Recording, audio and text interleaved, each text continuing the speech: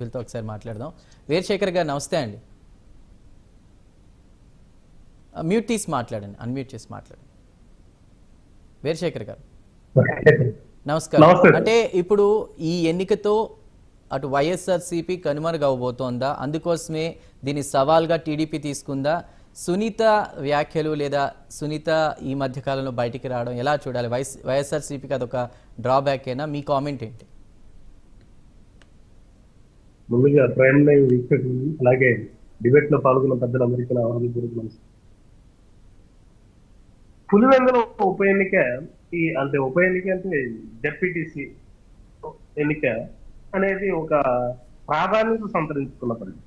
ఎందుకంటే అధికారంలోకి వచ్చిన కూటమి ప్రభుత్వం అధికారంలోకి వచ్చి సంవత్సరం అవుతుంది.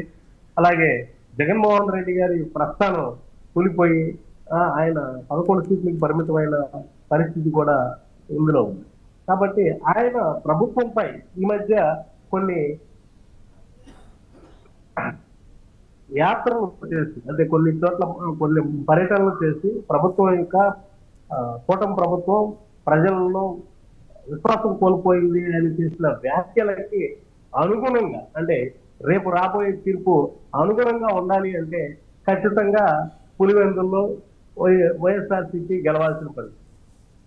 లేకపోతే వైఎస్ఆర్సీపీ లేకపోతే ఇన్నాళ్ళు వీళ్ళు చేసిన పర్యటనలన్నీ పల్నాడు కానీ అలాగే మన అనంతపురం ఇలాంటి ఈ పర్యటనలు చేసి ప్రభుత్వం మీద ఏదైతే ఆరోపణలు చేశారో ఈ ఆరోపణలు అంటే కూటమి ప్రభుత్వం ప్రజల విశ్వాసం కోల్పోయింది అని జగన్మోహన్ రెడ్డి గారు ఏదైతే చెప్పారో వీటికి సంబంధించిన అవాస్తవంగా పరిగణించాల్సి వస్తుంది. తర్వాత రేపు రాబోయే స్థానిక సంస్థల ఎన్నికల్లో కూడా కూటమి ప్రభుత్వం విజయం సాధించే అవకాశం ఉంది.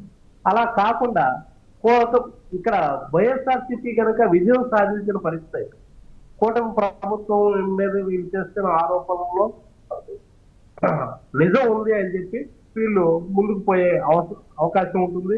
అట్లాగే ఇంకా మరింత ఎక్కువగా జగన్మోహన్ రెడ్డి గారి పర్యటనలు ఉంటాయి అని చెప్పి అనుకోవచ్చు. అందుకని ఈ రెండు విషయాలను పురస్కరించుకొని ఈ పులివెందుల జెడ్పీటీసీ ఎన్నిక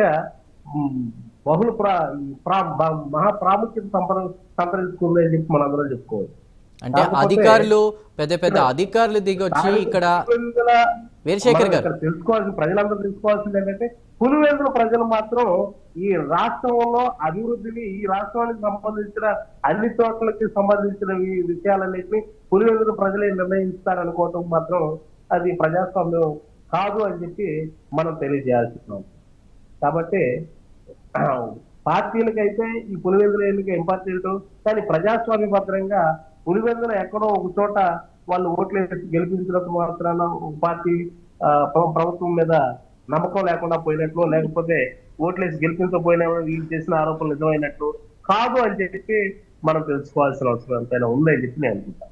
వీరశేఖర్ గారు అంటే ఒకటి చెప్పండి, అంత పెద్ద అధికారులు వాళ్ళందరూ కూడా ఇన్వాల్వ్ అవడం అక్కడికి రావడం లేదంటే టీడీపీ గెలుపు మీద అపనమ్మకంతో సునీత గళం విప్పారని అనుకోవచ్చా? లేదంటే వైసీపీ జగన్ ఓటమిని ఖాయం చేయాలని ఆమె వాయిస్ వినిపించారనుకోవాలా?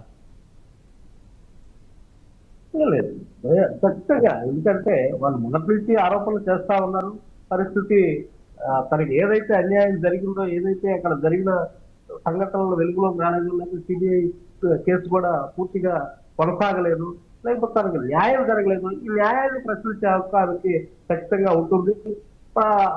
దాని దృష్ట్యా అక్కడ కొంతమేర ప్రభావం చూపే అవకాశం కూడా ఈ విషయం మీద ప్రభావం చూపే అవకాశం ఖచ్చితంగా ఉంటుంది అని చెప్పి మనం అనుకోవచ్చు.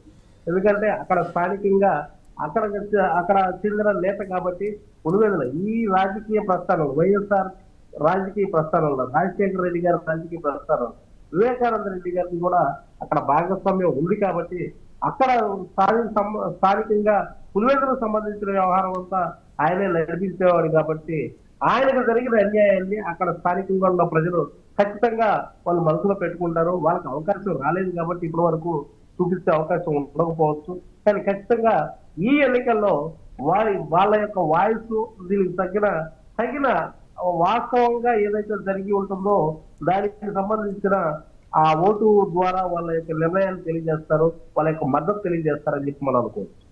రైట్ వీరశేఖర్ గారు. లక్ష్మీకాంత్ గారు మీరేమంటారు? చంద్రబాబు ఎలా అయినా గెలవాలని